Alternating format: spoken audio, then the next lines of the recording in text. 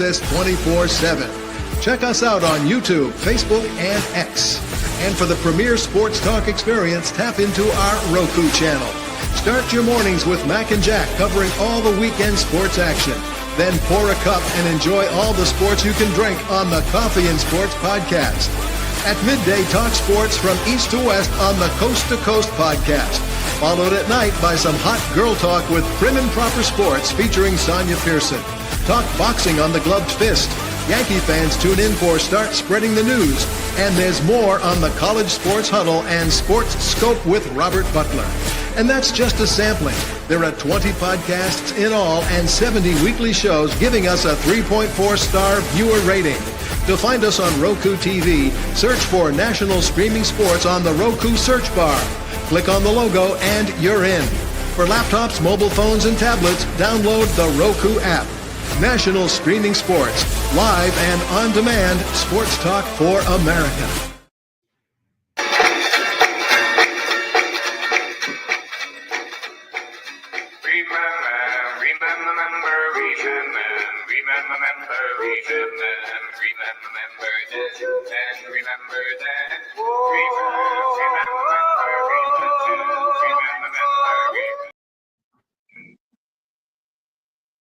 Good morning, everyone. Welcome to the Sports Memory Show every Saturday at 8 a.m. I'm your host, Mac, co-host Jack Hirsch and James Martin.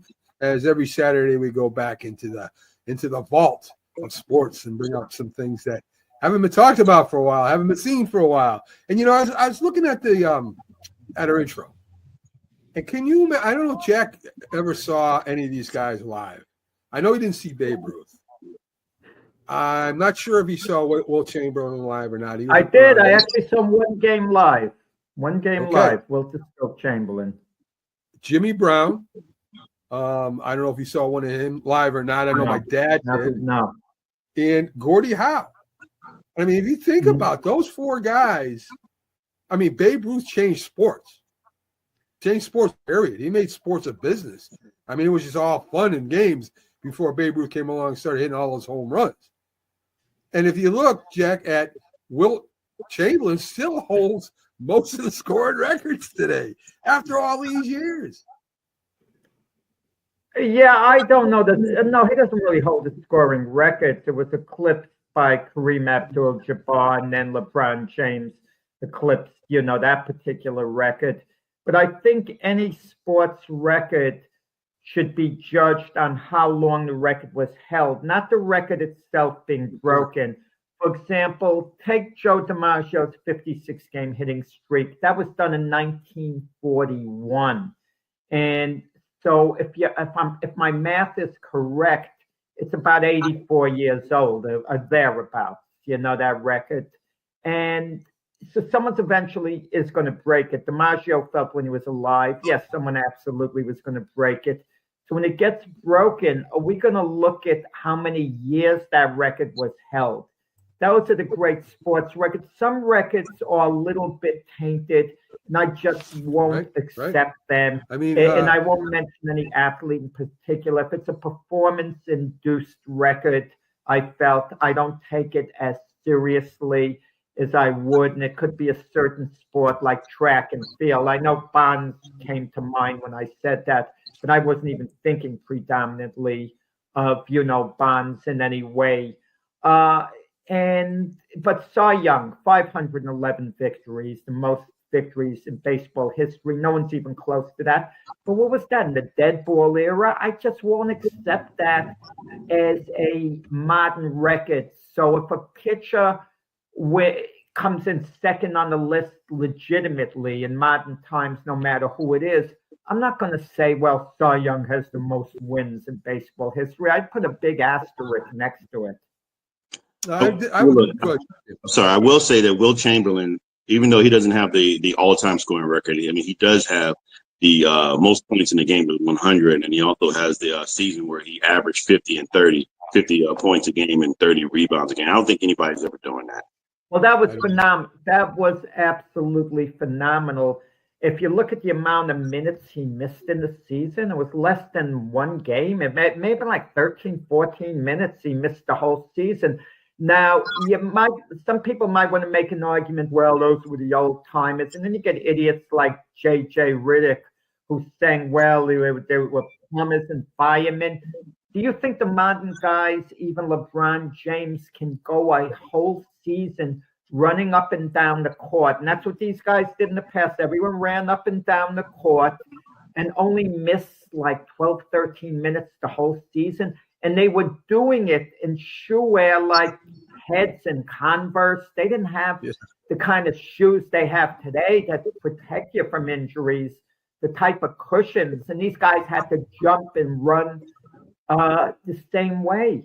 But I'll be a little critical of Wilt Chamberlain. Before he passed, they interviewed him. He said, well, if I was playing today, I think I'd average 70 points a game. He was being delusional.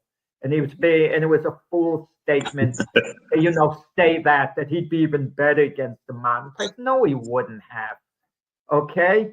I mean, he wouldn't have even done the 50 points a game, but, maybe he would have scored, 38 points a game and grabbed 15. He would have been the best player in the league. I'll give him that much the year he averaged 50. But he wasn't going to better what he did, and more likely than not, he wasn't going to quite match the same numbers. But the year, he took off with the 50 points, he would have been the best player in the league. I'll give him that much later on. So my dad told me a lot of stories when I was younger about Jim Brown, maybe the greatest football player of all time, period. I mean, track and field, I mean, he did everything. Great athlete of all time, you mean? Maybe, right. There you go. And of course, quit football, or went through it with a coach. He wanted to continue acting, and the coach wanted him there, and he said, well, then quit, and he quit. I watched some of the films of him, and I mean, when he ran with power and speed, I mean, I seen him put Rosie Greer's helmet into the side of his face, and that was a big man. So I mean, this guy was incredible. Today, could play today, right, James? This guy could be a 1,000-yard rusher easy today. For sure. Well, 1,000 yards isn't overly impressive today, right? But we have to be fair about Jim Brown and reflect. He didn't block. He just refused to block because he felt it was beneath him that he was such a great running back. To his, coach, Clanton Balia. Oh, man, I'm having a little brain cramp. I'm close enough on the name. He just didn't want to block. And you take a back like Walter Payton, he blocked all the time. Brown was a better, maybe pure runner. You could argue he was the best all-around pure running back as far as speed, power, and all that. You could make that argument, even though you could put up a little argument for other guys. But keep in mind, when Brown played, there weren't a great amount of running backs, so he stood out. It's not like you had Eric Dickerson, Sanders, Walter Payton, and the whole crew of running backs who they would compare him to. He kind of stood out as like the one and only. People don't even remember who the other great running backs were during his time. And if you do remember some of them, they weren't on his level. They weren't all-time greats like a Paul Hornung. So Brown kind of stood out, and then he became a public advocate. He was a great athlete, arguably a better lacrosse player, at least as good as in football. And then he thought he would be a great boxer, and he was buddies with Muhammad Ali. And you're so off base, these athletes who have them put on the gloves and they think they're going to be a great boxer. They're so delusional. It would be like Muhammad Ali thinking he could be a great point guard in the NBA.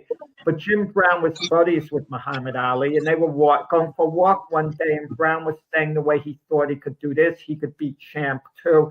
And Ali got tired of the talk. And right there in the park, he said, Jim, try to hit me as hard as you can. And he dared him, and he just dropped his hands, Ali, and Jim Brown threw every punch he could and missed every one clearly. And it was fatigued, and then Brown said, you're right, it's not for me. No.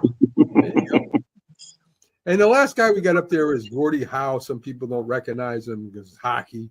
Gordie Howe, to me, I mean, you got a couple that have broken his records, but I think he's the greatest hockey player of all time overall. because he wasn't just Maybe. a scorer. He was an enforcer. I mean, you didn't mess with their guys. And before LeBron James had his son, he played with his two sons. That's how old and how long Gordie Howe played in hockey. And the guy was tremendous. And if you do like hockey, he was on the Whalers. That's how I kind of saw him or knew about him more than I did originally. He's known as the Detroit Red Wing. Red Wing. That's where he was big with. But when his sons came out later in his career, he ended up playing. It was still good. Was still scoring goals. And I mean, mess with his son, you could knock your teeth out. I mean, this guy was an animal, but a great, to me, the greatest overall hockey player there was, Jack.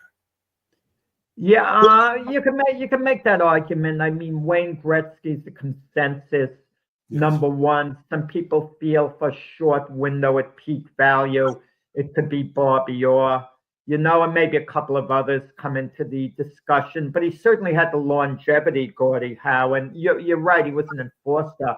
I mean, no one was tougher than Gordie Howe. I did see when I was a kid one legendary hockey player play, the Golden Jet, Bobby Hall. He was known for having a slap shot that was, going X amount of miles. They said 50, 60 miles per hour. They didn't know then. It was so funny. They didn't have radar guns at the time. And they had Whitey Ford, the Yankee pitcher. They had him in a commercial. And the thing was, if you eat your oatmeal, you can throw a fastball 60 miles per hour. And that sounded like impressive, 60 miles per hour. Now that's just warming the arm up and loosening it up for the pitchers. But because there weren't radar guns at the time, people said, oh, man, 60 miles per hour. It's like they pick it out of a hat. Yes. And just the thought process. I hate saying this, unbalanced. People are compassionate, but they're not that smart. They'll just go along with the flow in anything, and it catches on like wildfire. Like that case with the Duke lacrosse players. Right. All of a sudden, because they were made out to be rich kids, this and that, and they were automatically guilty in the minds of public opinion without anyone hearing anything. And it's caught on like wildfire. But the point is the same thing with the 100 pitch count. It catches on like wildfire. That managers use that. Oh, once you get up to 100 pitches, that's it. That's your limit. And they said it. And I'm reading a book now on Tom Seaver when he got his 100th win. And he was up to something like 147 pitches, 2 outs in the 9th inning. Yankee Stadium. He's up with the White Sox going for his 300th win. The pitching coach came out, and Carlton Fisk, Seaver's catcher, told the pitching coach, you get out of here. And then he told Seaver, you're not going out of this game. Understand? You got enough left for one more batter here. I don't want to hear it. You're finishing this job. And he was up close to 150 pitches. Yeah. But in this day and age, Seaver would have been taken out after 92 pitches. He would have been taken out, 3-4 innings beforehand or whatever. Yeah. It's just like a mindset. Follow the leader. Someone puts something out there, and people are going to follow it no matter what without stopping and fully analyzing, what they're doing. So let's get to the memory part of the show here. I know James has a special teams guy that was drafted in the first round, first time ever. James, who do you got? Yeah, Mac. Look, we're talking about Ray Guy, the first and only punter to make the NFL Hall of Fame. Look, I like to talk about, or I like to think about players that play multiple sports. Back when, like in high school or college, we're talking about when we talk about NFL, we're talking about running backs, DBs, wide receivers. A lot of these guys play different positions, but nobody talks about a punter that played multiple positions. That ultimately punting became their thing. As in Ray Guy. Ray Guy in high school was a 4-sport star, but he played quarterback, he played safety, linebacker, and tailback, and he punted. In high school, he was so gifted and talented. Not saying his team wasn't talented, but he led his team to 2 Class A championships in 67 and 68, respectively. But he averaged 49.7 yards a punt in 68. He scored. He in '68. In '68, after they won the championship, the basketball coach came in and asked him. He saw how talented he was. Came and asked him because he heard he could play basketball as well. He had not practiced with them, but he came and played basketball, and he scored 39 points that first game with no practice. So just tell you what kind of athlete he was. He also pitched baseball as well. He was a gifted pitcher. He pitched a 15-inning scoreless game in Thompson High School in the state semifinals in '69. He was so good that the Cincinnati Reds were looking at him and watched him, and they drafted him in the 14th round that year, and he declined to go because he wanted to play football. He also ran track. He was a triple jump guy, and he also was a discus thrower. And with that said, man, look, he was so good in football. But he wasn't highly recruited.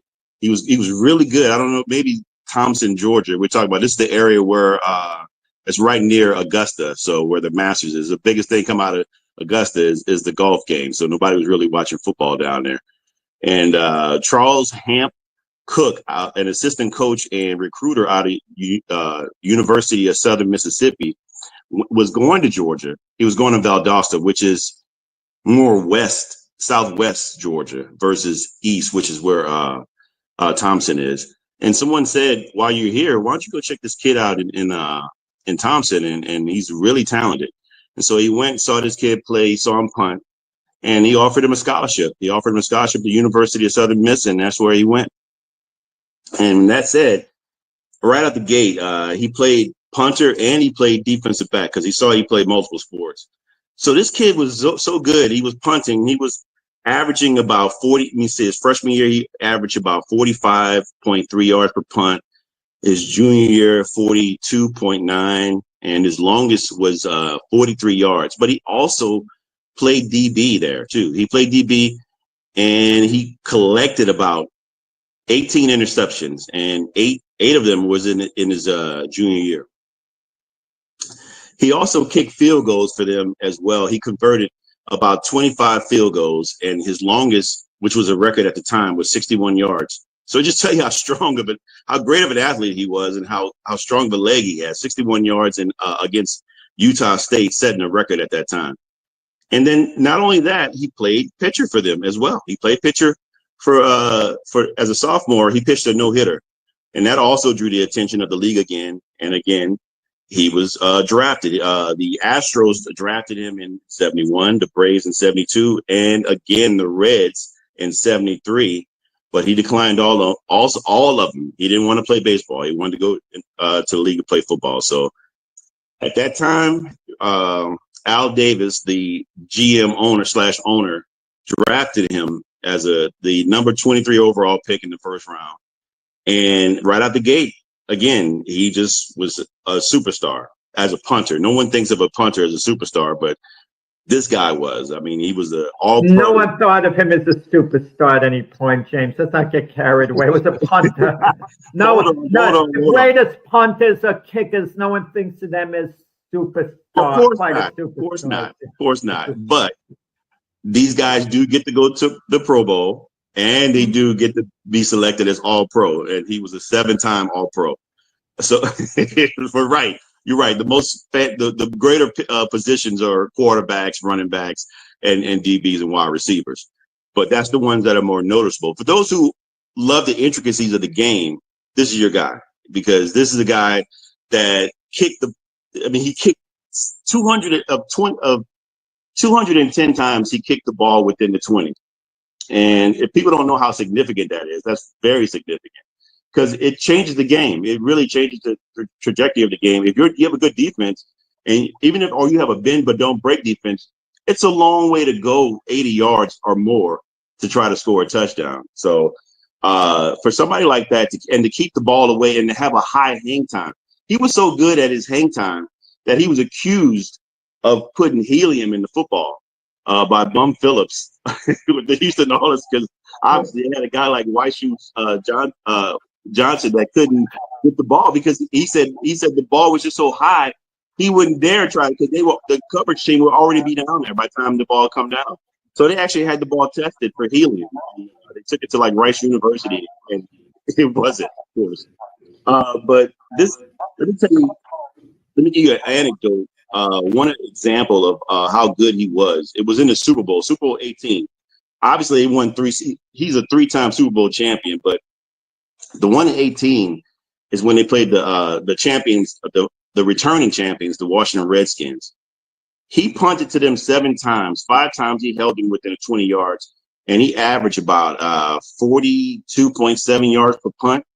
And that really controlled the game. Again, not saying that Marcus Allen wasn't the MVP. Marcus Allen was the MVP, but to me, also that's an important part of the game, because if you have poor punt play, you give them somebody great field position and giving them better opportunity to get down to get to the end zone or score a field goal.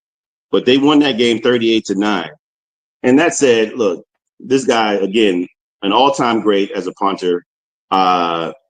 He was a 3-time Super Bowl champion, but due to bankruptcy. Wait. 3 times? I think it's 2 times. It's 3. You short 3 times? It's with 3. With what team? Let me give you the numbers. He played with them the same team. He played with The Oakland. Raiders, his whole career. Oakland didn't win 3 championships and he was with them. That's not correct. Well, let me see the numbers, and you can look it up. The championship. No, they won 2 championships, I think, when he was their punter. I don't think they won 3. You mentioned it twice, 3, so I couldn't let it go. So 11, 15, and 18. Those are the Super Bowls that they said they won. Okay, so maybe I stand to be corrected there. Okay. So with that said, because he played with them for 14 seasons, he played with them probably at the right time. I stand to be corrected. They beat the Redskins. I know they beat the Eagles, right? I don't know the other team they beat. The Vikings. They beat the Eagles or the Redskins and the Vikings. Yeah. Okay, I said I was wrong. One criticism, though, with Ray Guy, okay, he had a powerful leg. He was a great punter. But the one criticism of him reminded me of the criticism we were talking about Wilt Chamberlain before. When Chamberlain would block a shot, he would swat the ball out of bounds, meaning the team that had the ball against them would maintain possession. They would just take it out of bounds and start all over. Ray Guy would, whenever he had a chance to pin the team really deep in their own territory, he was a boomer. He just would boom the ball into the end zone and they take it out in the 20 rather than try to get it inside the 10, inside the 5-yard line. He didn't pull any punches, in other words. Every kick seemed to be like an all-out kick. Kick it as far as he can, as long as he can, which that's the idea. If you can't reach the other team's end zone, you want to kick it as far as you can. And you gave a good example with Billy White, Shoes Johnson. But he would kick it into the end zone when he didn't really have to, when he could like pin a team, deep in their own territory. And that was the kind of the one criticism of him a little bit. Well, I mean, yeah, I get what you're saying. I mean, but 1,000 punts, 44,000 yards, average 42 yards a punt. He net 33.8. 77 was his longest punt. I mean, and again, he pinned them teams inside the 20, 210 times. It's still impressive. So, and when we think of punters, who else do we think about outside of Ray Guy? There's so few guys who we remember. We forget about these punters, when the season ends, so on. I mean, it's hard to remember their names once they move on, unless it's a truly great punter. And how many of them are revered as great punters? And also, James Mack, where these guys are drafted. Ray Guy was drafted highly, and the mindset even today, if there's a great punter out there, maybe they'll take him in the 3rd round, like a field goal kicker. But the Raiders also did take a field goal kicker, Steve Janikowski, in the 1st round. So they have a history of having that respect for the kicking game. But usually teams think, well, punters, they're not position players. We'll get one of them in the middle of the draft if he's available. And they don't want to waste a premium draft pick on a kicker. But the Raiders did it with Ray Guy, and look at the way it paid off for the Raiders, taking Ray Guy early the way they did. Janikowski, too. Janikowski turned into a great was a great kicker, yes. So, a strong leg. But look. So Jack's got Joe Namath. Well, James is finishing up. You got to finish up, James. All right, finish up, James. Go ahead. Yes. All right. Look, he had a streak of 619 consecutive punts without a block, and he has a record in the NFL where for the postseason 111 punts. But look, he had to pawn off all. He was bankrupt. He had to pawn. I mean, he sold all three of his Super Bowl rings. So he had a little bit of problems later on in life. Yeah, he sold all three.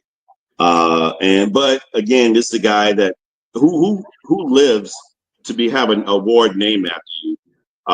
Most people have awards named after him posthumously, but in 2000, the Ray Guy Award for the best. There's a prestigious award for the best puncher in college. So he ended up getting that in 2000, and he passed in 2002. But I got a question. Should kickers, punters, returners, special teamers be in the Hall of Fame? And if so, is it first ballot versus other players? Well, what kind of question is that? They're football players. Of course they should be eligible. No. I mean, but they don't get selected as much as other players. Well, of course not. So my thing is, right, exactly. So should they be selected more? You've got to judge what the percentage of what they did for the team at their time compared to other ones. I mean, there are kickoff returners, kickers, punters in the Hall of Fame right now. Of course, there's not as much because they don't. I'm not saying they don't contribute, but they're not, kicking, 100 points. They're not like Mark Mosley, who led the league in scoring in 1980, whatever. You know what I mean? They're there as a complimentary piece. So. But if they are outstanding, they get in the Hall of Fame. They definitely do. I'm not talking about Ray Guy. I don't know what he averaged per punt compared to the guys today, but I would think it's comparable. Okay, if not greater, I would think. But the one area the NFL where the players have improved dramatically, and it's not even close, is the field goal kickers. The field goal kickers of the past, they don't compare to these guys today for the most part. And you even take the best, they don't even come close. It's a joke. The guys today, I can get an average NFL kicker today. There's a reason. He's better than the best kickers. There's a reason today that it's different. All right. I'm not saying that the NFL kickers are stronger than the NFL kickers in the past. No, they're not. The point is the whole concept of kicking a field goal today. Right? They have no problem with kicking, like you said, kicking a 60-yard field goal. Back in the day, you didn't want to give the team the line of scrimmage at the 40-yard line. The coaches didn't do that. They weren't going to do it. If it was over 50 yards, forget it. They're going to punt the ball. They're going to make them drive the field. And while the kickers are kicking farther, they're missing more field goals than I've ever seen in my life. I don't remember our kickers back then missing extra points and missing easy field goals. So, I mean, yes, maybe they're kicking farther, but they're not as accurate as they were back then. They did it a lot in the past. It's not even you had a handful of outstanding kickers in the past, like a Jan Stenerud, the Kansas City Chief kicker. Yeah, but all in all, even Jan Stenerud, he didn't compare to Justin Tucker. And not Justin Tucker this year so much. He's been a little erratic because he might be long in the tooth. But Justin Tucker at his best was just way better than Jan Stenerud because he would kick, he'd get an extra 10 yards on the kick. It wasn't even close, Mac. Not even close. I think I have to agree with Mac here on the kickers. I mean, because you got guys like Morton Anderson, Nick Lowry, Tom Dempsey. These guys actually kicked 60 yarders. It was rare to do it, but they kicked 163 yarder. Don't compare him to the great. But it still happened. It's still. Right. But my point in saying that is that I agree that it wasn't that they couldn't do it. That's my point. They could not that they couldn't do it, but they could not do it. They could not do it. Yeah. And I'm going to tell you. And I'm going to give you some. I'm going to give you a case in the championship game between the Baltimore Colts and the Green Bay Packers, the game that was played the year before the Super Bowl came into existence. Lombardi's Packers against the great Colt teams, coached by Don Shula. Great Hall of Fame players on both sides of the ball. Lou Michaels was the cold kicker, okay? I mean, the game's on the line. He's kicking a 48-yarder. The ball is short to the side, missing. I remember the Buffalo Bills had a kicker, Booth Lustig. He tries a 34-yarder that's 5 yards short. It was, those guys were not in the class of today's kickers. But Mac mentioned that guy's missing those kick now. They're missing extra points right now. They hardly ever miss extra points. A lot of guys are missing extra points right now. Well, it's not a 10-yarder. Keep in mind, they're kicking from, what did they kick? This has been one of the worst years, Jack, for field goal kickers. One of the worst. Look up the stats. They're missing everything. Listen, guys, the goalposts were in then. They weren't 10 yards back. It's still back in the day. It still counts the yardage, Jack. They still include that 10 yards in the back. And the guys in the past, it was extremely rare where they were able to make a 50-yarder. If they kicked a 45-yarder, we'd think, oh, what a long kick. And that's what the goalpost 10 yards in. Because the coaches didn't want to kick field goals. They couldn't kick. It wasn't that. They tried it. They just weren't good enough. Stubborn.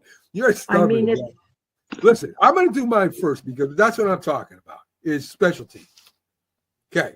The most popular of the special team players is, of course, the field goal kicker, because he's kicking the extra points. He's kicking field goals, game-winning field goals. He also misses game-winning field goals and extra points, as we have seen this year. If I had a do-over, I would have learned how to kick field goals. The heck with quarterback. I would have tried to, because that is, I mean, you hardly get hit. If you can kick that ball, I mean, you might be able to get on any team. So originally it was straight toe kickers. That's what was in the NFL. The ball was a lot not as tight and skinny as it is now at the end. It was a little more oval. So they kicked the ball with their toes. And there wasn't, the first soccer kickers, believe it or not, was Pete Gogolak and Charlie Gogolak. Pete Gogolak played later for the Giants. Charlie played for the Patriots. And as I said before, Mark Mosley was the MVP of 1982, the scoring leader in 1983. Super Bowl, he went to the Super Bowl, All-Pro, 4 Pro Bowls, and in the Hall of Fame. Imagine being the leading scorer as a kicker. And I think that was a strike here anyway. We mentioned Jan Stenerud, played 19 seasons for Kansas City. Super Bowl champion, All-Pro, 4 Pro Bowls, Hall of Fame. I remember him against the Minnesota Vikings. The dude just kept kicking. I don't know how many field goals he made against the Vikings in the Super Bowl. It's quite a bit. You brought up Tom Dempsey. Tom Dempsey was born without toes on his right foot. I don't know if you knew that or not. Had a special shoe. Of course, they said maybe that's the reason why he kicked the 63-yard field goal. But he did kick that 63-yard field goal, beating who else? Detroit, 17-16. So that was a game-winning field goal. We had a barefooted kicker. Remember that, James? Yes. I don't know who it was, but I do remember. Tony Franklin. Tony Franklin kicked without shoes. He said that it made it more accurate and gave him more power. He listened. He got NCAA record 65-yard field goal in 1976 and 260-plus field goals in the same game. So there you go. I mean, I guess it worked for him. We can't forget about the Raiders' former quarterback that turned kicker and was the oldest player in football, and how he kept it alive by kicking field goals and all. Of course, he came in and played quarterback once in a while. So can't forget the old man. The punter. You talk about George Blanda. Yes, sir. Yes, sir. I was waiting for James. Yeah. James was really good. Yeah, he was in his 40s. Yeah, he was a national phenomenon for that little while because he was an older guy in his 40s and he would play a little bit backup quarterback, make some kicks. I mean, He once made a monster kick during his era, an absolute monster kick, a 48-yarder. And, to tie a game up with against the Chiefs. That was something to that kick. It was a big kick because what had happened, the Chiefs were playing the Raiders late in the season, and it was a very big game. And Lenny Dawson, the Chief quarterback, I'm sorry to cut in, Mac, but it's a good story. He ran a bootleg to get the first down, and the game would have been over. The Raiders couldn't stop the clock. So Ben Davidson, the Raider defensive end, was trailing the play. So when Dawson hit the deck, and that ended the game, Davidson, a dirty player, did a forward roll on Dawson's back. So trailing the play was the Chief receiver, Otis Taylor. He starts beating on Davidson. So there are two flags, one for Davidson's forward roll on Dawson's back, and the other for Taylor for instigating the fight. It's called offsetting penalties. They had to do the play over again. The Chiefs don't get a first down. The Raiders get the ball back, and they get into position for Blanda to kick the 48-yarder. The NFL changed the rule after that game. Yeah. But wow, it shows you what Davidson did, that crime pays. That's what you could have said. Crime pays in the NFL. The punter, of course, is the punter, during Ray Guy, Roby, Sean Landetta, some of the well-known punters out there were huge. Field position. They played field position way back then, right? Field position was more important back then, Matt. Yes. It's always important. It's important today. I don't mean to minimize it today. It's still important, but it was even more important back then because I think it was more of a running game, the offenses, than it is today. So that made field position extra important. Now teams could kind of, especially great quarterbacks, they can get the yards back quickly, like a Mahomes, a Josh Allen, Lamar Jackson, and a number of other guys. They can quickly regain field position, but back then it was super important. Definitely. I remember I was talking to Emerson Walls with the Giants on the show, and he said in 1990, the 89-90 season, that was their game plan. Drive the ball down the field a little bit, punt it to them, stop them, make them punt it back to us, get better field goal position, kick a field goal. That was basically the Giants of 89. Not that they didn't throw for touchdowns, but that was their basic principle there to win. So, the offenses, like you said, have changed with more passing. Sean Landetta did it for years. And when you have a great defense, you can pin them inside the line, even today, and get some good field position out of it. You talked about two-way players. I know Jack remembers this guy. He was a quarterback and a punter. In fact, he started out as a punter when Roger Staubach was playing, and then he took over as quarterback and still punted, Danny White. And Danny White's a little underrated. He went to he almost won a championship game. He played pretty well. James Jeffcoat. He kind of says he was a little underrated. He was a pretty good quarterback. So there was a guy you didn't know whether he was going to punt, shotgun, or throw. Well, he wasn't. To me, he was average, but he was good in this sense. When a guy can play more than one position, he helps the team a little bit with roster flexibility. Like if you have, let's say you have a position player, and you could use him in an emergency as a third string quarterback. That he has a little experience. Let's say he played in college, he quarterbacked 1 year, his team in college, but now he's a position player. You like a guy like that you can throw in. At least you could, run a modified version of your offense in an absolute emergency. Yeah, but this was different. He started as a quarterback. He played a good amount. I thought he was pretty average as a quarterback. I did too, Jack. I don't really remember how good he was, but the quarterback, he was so. So the kick coverage has changed a lot too. Of course, we got new rules now. They're trying to bring back the kickoff instead of just leaving it alone. And of course, because of safety. What they used to do back then is they used to form a wall. And they would go down the middle field. They would lock arms, and you would have guys that would just run fast as they can to break the wall. So talk about like a missile. Try to break the wall. You get your arm broken. They break a guy's arm. I would be scared. I used to kid James when we had Jim Jeffcoat on this show, great player. what would be worse a punishment to take if you were forced to take your punishment? You cut across the middle for a pass, running as quick as you can, and have the meanest linebacker cream you, just flatten you, or be on the bottom of the pile, and the meanest guys think you have the ball, and they're abusing you for about 30 seconds to get the ball, trying to hurt you in every way possible. But now I got a third one. I wish I'd known it at the time, to talk about the wall. Could you imagine being forced to hold your arm and a guy runs right into it? Oh, man. You see that in soccer, fellas. You sometimes see that in soccer. They kind of have a wall on like a free kick, and you see the players kind of wincing on the wall because the ball could be kicked point blank right into their face. Yeah. You could see the fear in them in the soccer wall. So those guys were called wall busters. So anyway, punting coverage. The outside guys are called gunners, of course.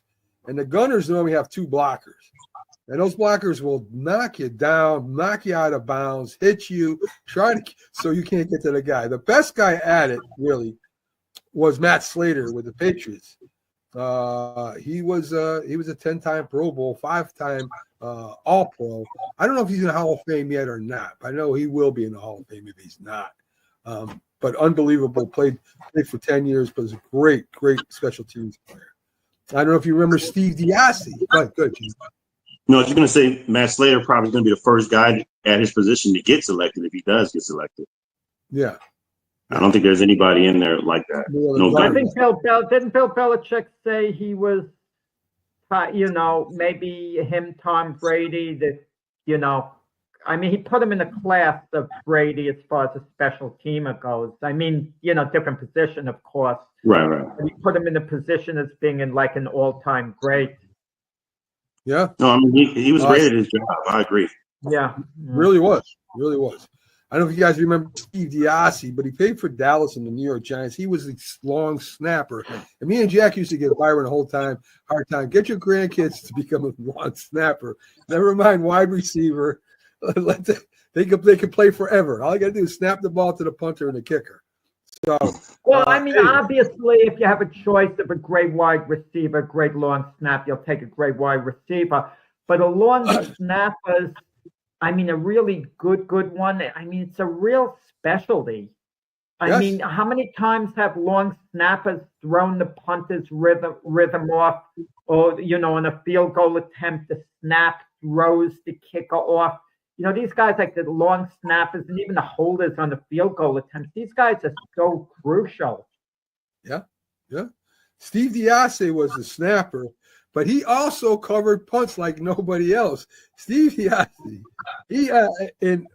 for example, in 2018, he also played linebacker for information.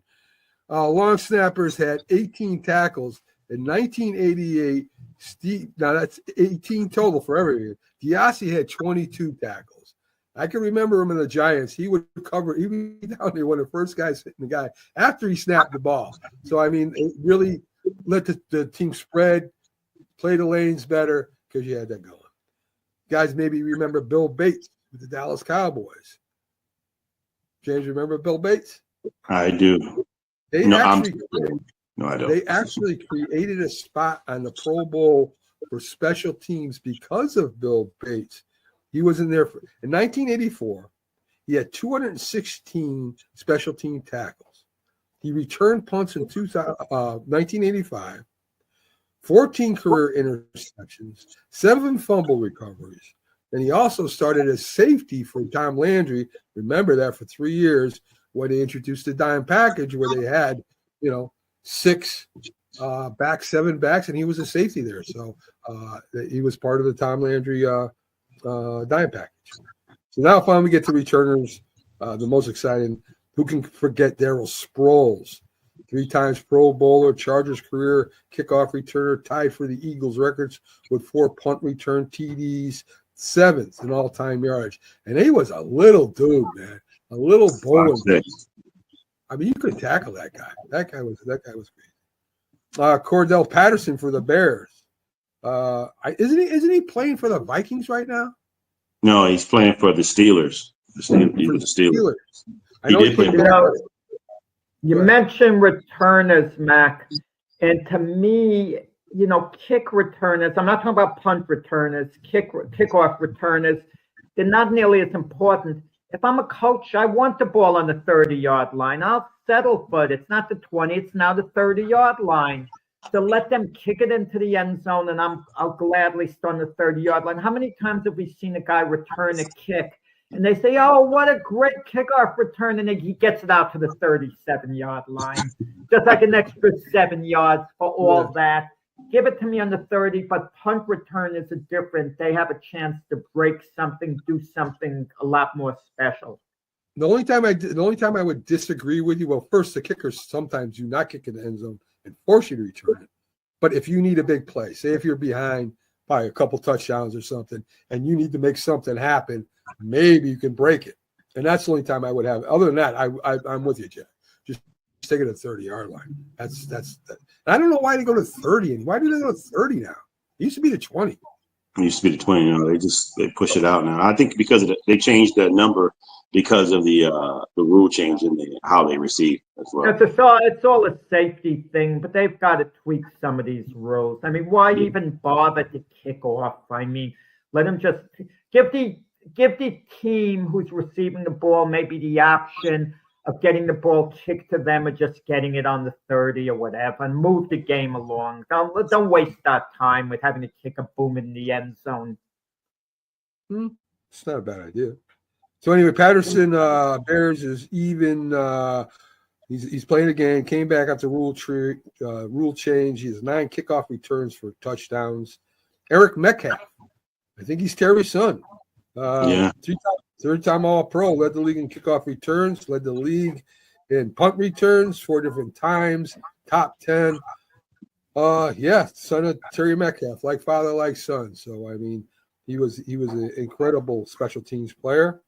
We got to talk about prime time too, right? Of course, Deion Sanders, bread and butter, 6 punt returns for touchdowns, 3 kickoff returns for touchdowns. And the last guy I'm going to talk about is Billy White Shoe Johnson, because I loved his dance at the end. I mean, he was an incredible kickoff returner. He was a 3-time Pro Bowl. He was in the 70s All-Decade team, 100th anniversary team. He ended up getting punt return yards of 3,317, kickoff returns 2,941, 8 touchdowns, and of course, he also played wide receiver for the Oilers. So those are the special team players. How do you miss Brian Mitchell? How do you miss Brian Mitchell? What do you want? I could have done James, I could have started in 1930. Every single one. He's got the record for the most yards ever. He probably should be in the Hall of Fame if you're going to put a guy like Devin Hester in. But I mean, that's just my take. Yeah. So, well, the thing is, certain players who played before the Super Bowl era, I don't want to say time has forgotten them, but in a certain sense, some of them are crossed over. They played before the Super Bowl era. Mac had mentioned Sean Landeta before. He came from the USFL, the Philadelphia Stars, and it's easy to forget all the great players in that league. I used to go to their games. I saw Landeta play in Philadelphia. I went to a couple of games, and I went to Giant Stadium to see the USFL games. Jim Kelly, Steve Young, Herschel Walker, Sean Landeta, Reggie Williams, et cetera. I mean, it was like a phenomenal league. When you think of it, and it's hard to have a competing league because the NFL is a winter league, and come spring, baseball begins. I don't think there's the intensity of people wanting to go to the games the same way, perhaps, because once you've had the Super Bowl done, and then you have to crank it up again immediately after. And there's only so much sports we could take, let's be honest about it. If you like a lot of sports, it kind of wears you out because you start paying attention to the NBA and the tennis and the this and the that and golf. It just gets to you after a while. And that's why I guess the USFL didn't make it with all the great players. But the NFL, it seems like they want to expand their time frame. The NFL is basically what, guys? Like a 6-month league: September, October, November, December, January, February. I guess it holds our attention for the most part for 6 months or close to that, not counting the draft. I could see the day where the NFL wants to stretch it a couple of more months, make it an 8-month thing, and to me, it's a little, I don't know, is it getting to be a little too much now? But I'm not as focused on a lot of these late season NFL games like I was in the past. I think you're getting it too much, and they're putting it on too many networks. Today there's 3 games. And the regular season, the regular season, I think, Jack, is kind of getting washed down a little bit, right? You're not seeing as many good games as you used to in the past, right? I mean, you had to wait the playoffs, and even the playoffs. How many blowouts were last year? I mean, I think maybe the players are tired. I think maybe a lot of players are hurt, and I don't think you're getting the best that you used to get.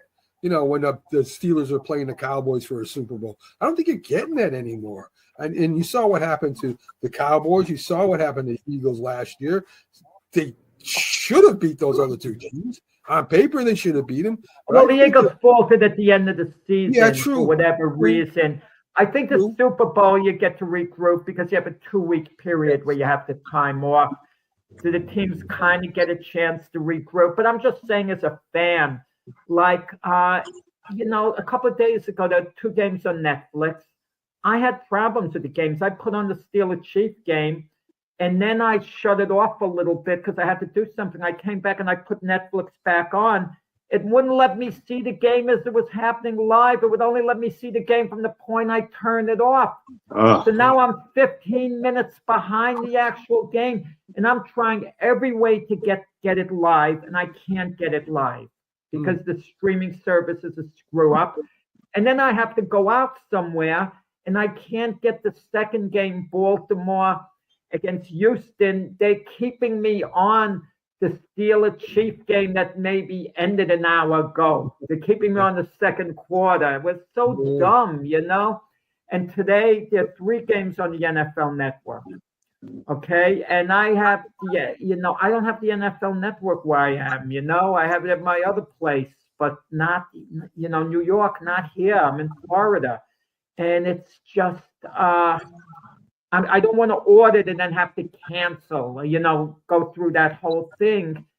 And all 3 games on that. So how do you get it? I might be able to get it on my app, but just the idea that I have to maneuver, make deals, and figure things out. And then some people aren't tech savvy, so they have a hard time. Even my buddy Frank Laterzo, I do the show with Glove Fist.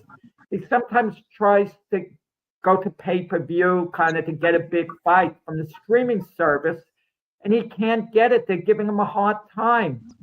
And it even happened to me a couple of years ago in Miami. I attended a game, the World Baseball Classic.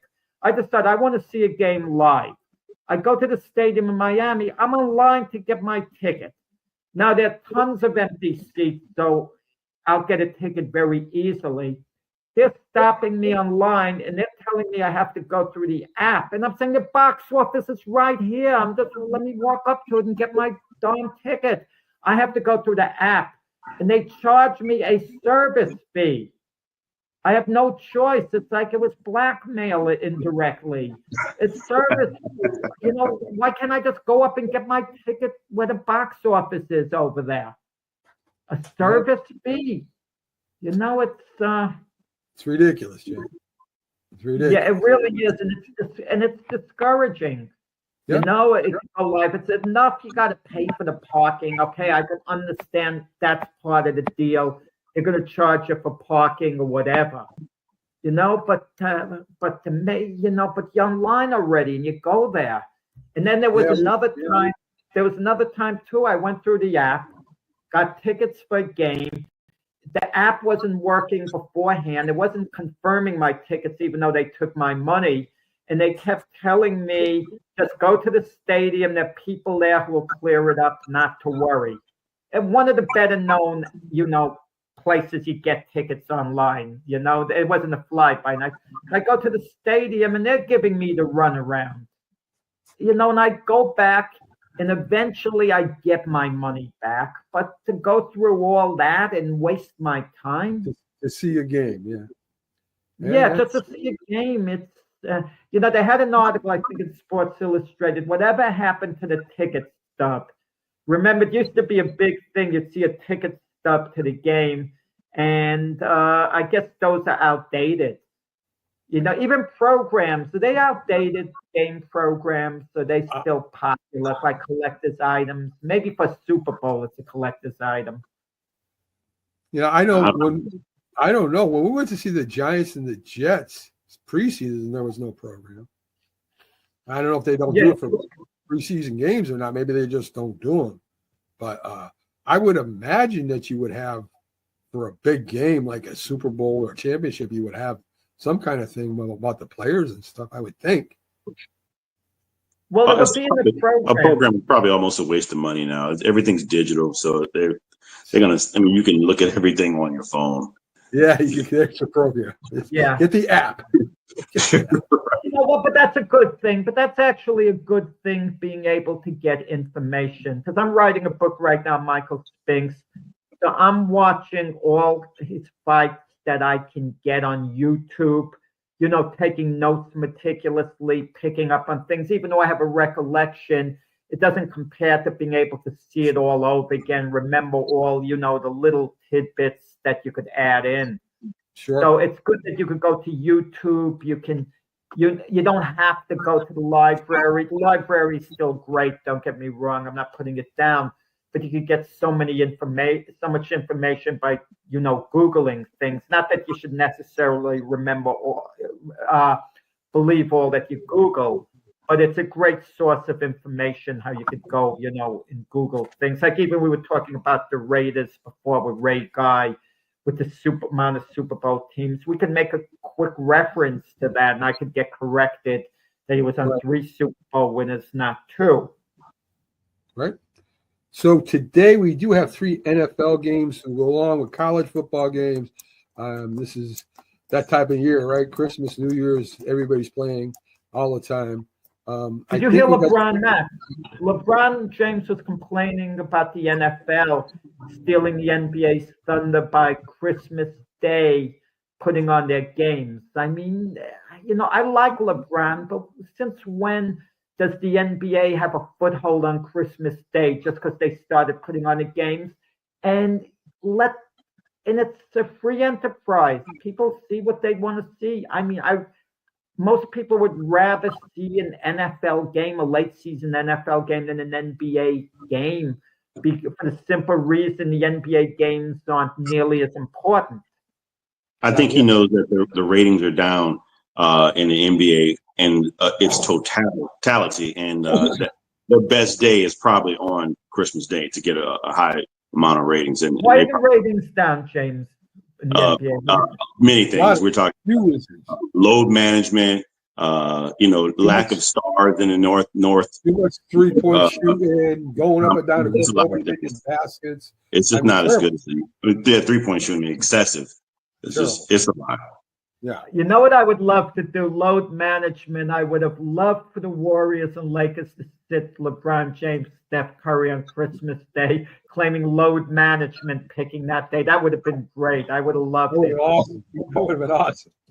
Yeah. Stick it to the NBA. The coaches are probably ticked off on the players. Maybe they want to get back at their league, make a statement. I don't know. There you go. And would it even be better if they started Bronny in LeBron's place, and that would just be No, that might get good ratings. That would interest it might, right? You never know. Yeah.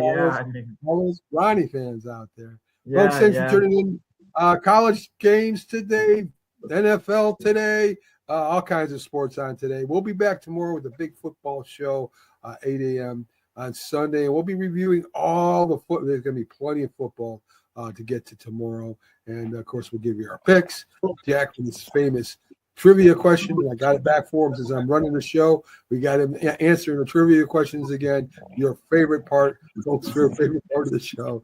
And we'll have a lot of fun. So have a great one, and we'll see you.